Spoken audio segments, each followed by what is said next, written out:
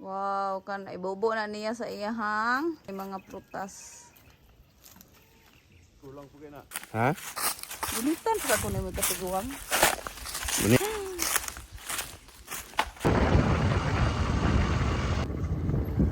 Matang-tang. Morning that I wake up.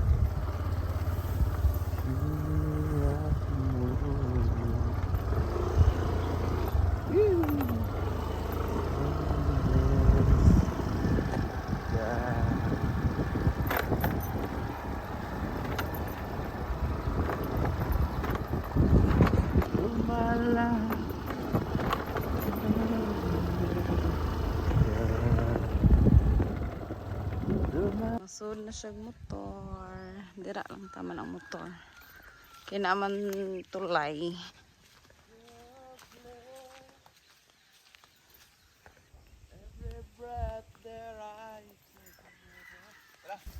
Wow, napaka-fresh ng hangin.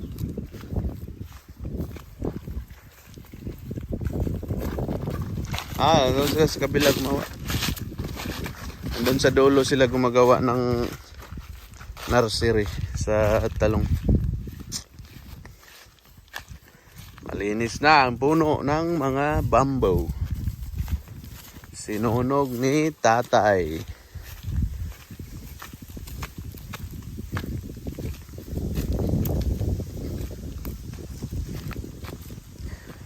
So ready na. Preparation for eggplant farm 2. Paikot doon. Mukhang kulangin yung 3,000 na puno natin.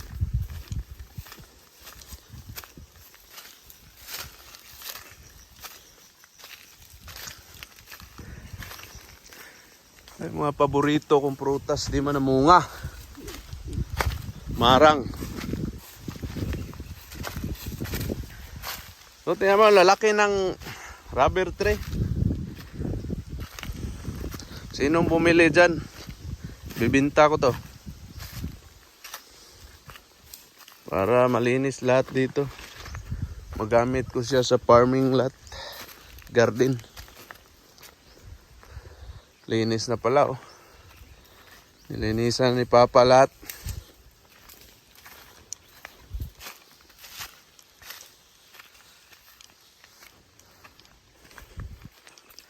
Ang niyog oh.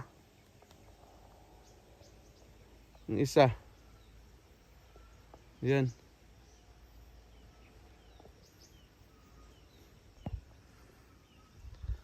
Yan, dyan natin tanim yung ano natin. Eggplant. Paikot doon. Best advice kung gusto niyo ng peaceful living, choose bukid everybody. Wow. Diba? What's this? Ito yung mga Probinsya ginagamit is nila. life.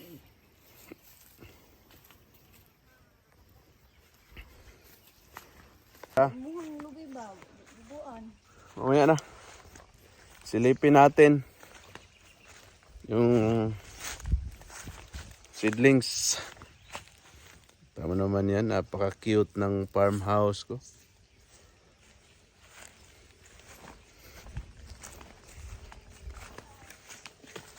Yan. Dito po nilagay yung seedlings. Lagyan ng takip para naman ito lahat. Yan. So this is 3 days I think. So ito lahat is 3,000 na butas, 3,000 na puno. Sana mabuhay lahat. Kaya gumamit na kami ng ganito kasi yung plastic mas maganda sana kung rubber. Ay yung traditional kasi yun yung ginawa namin dati. Yung lokong tinatawag sa Bisaya na ano yun, dahon ng saging. Mas matrabaho yun at saka sa lupa kasi matigas. Itong ginagamit namin ngayon is Yung sa bansuhan, yung sinusunog nila. So yun yung binili ko. At mapakinabangan natin to ng maraming bisis. Pag tubo niya, lipat, itabi tong plastic, magagamit ulit. So yung kagandahan dito, less hassle, mapadali ang trabaho, mas maganda ang tubo ng talong kaysa doon sa dating saging na tinatawag namin sa Bisaya, nilulukong niro-roll. Saka doon ilagay yung mga seeds. So mas maganda to. Yan. So ito ay marami-rami to ngayon, 3,000. Hopefully ma-okay lahat. Saka silipin ko rin yung langka na binalot ko. Almost 1 month na. Tingnan ko kung malaki na ba.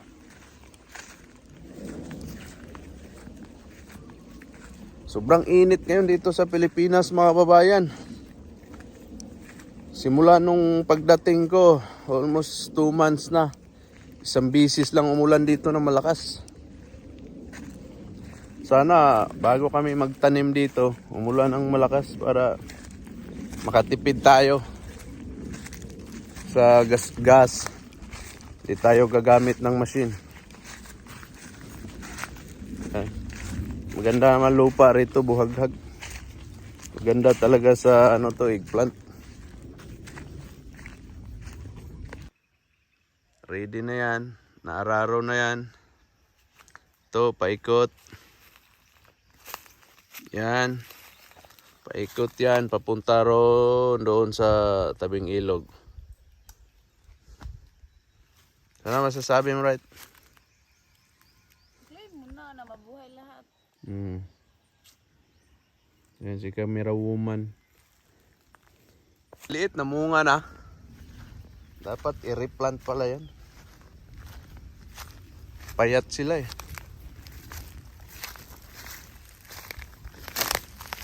O, rubber tree for sale. Dami yan.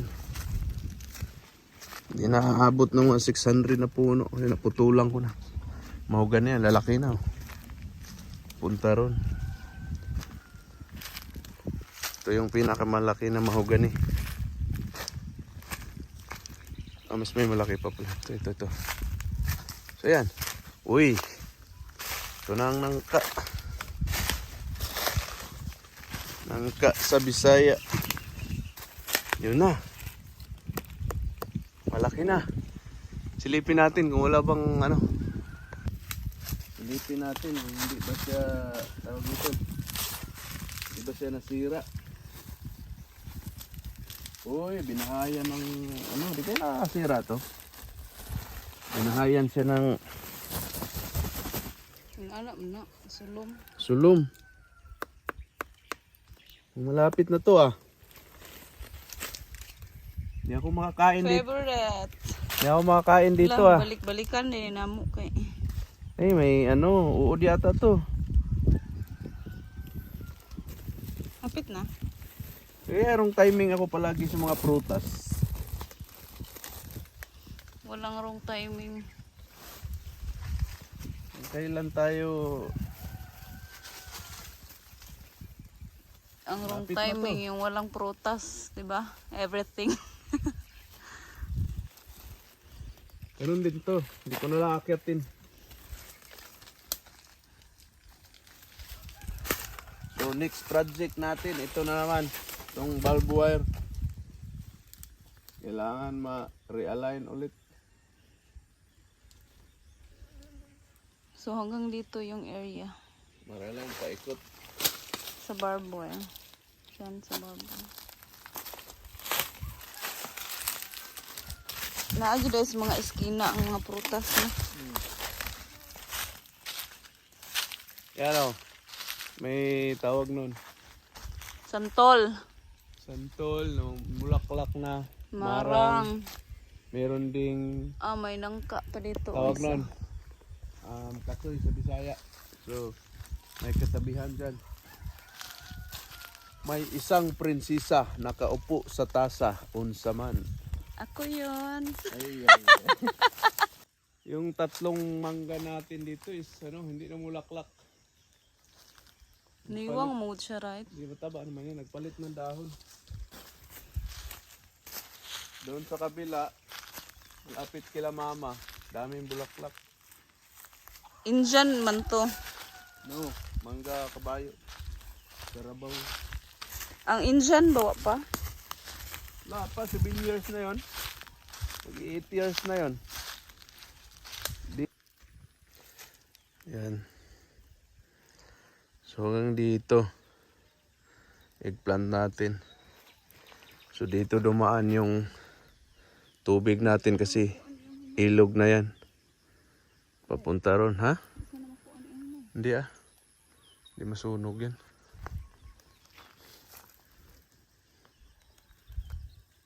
Sabi mo. Kapoy. Pero sige lang. Lami man. Lami mampod.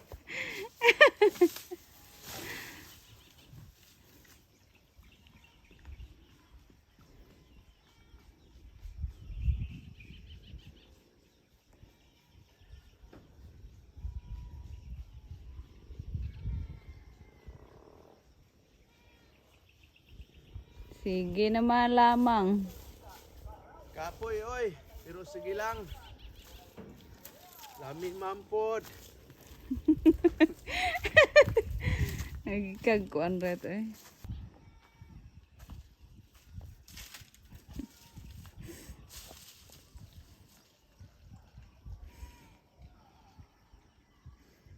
Anong tribo yon?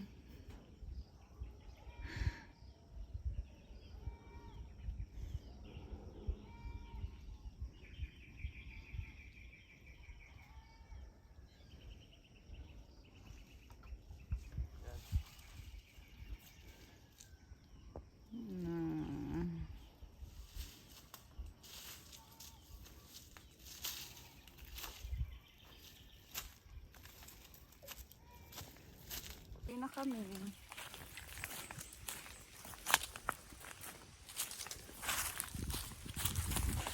Kailangan palaging sweet para matamis.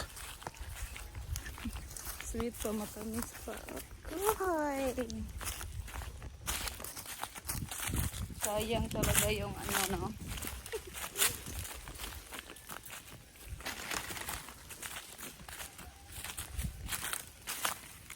Dilitan pa ba sa ako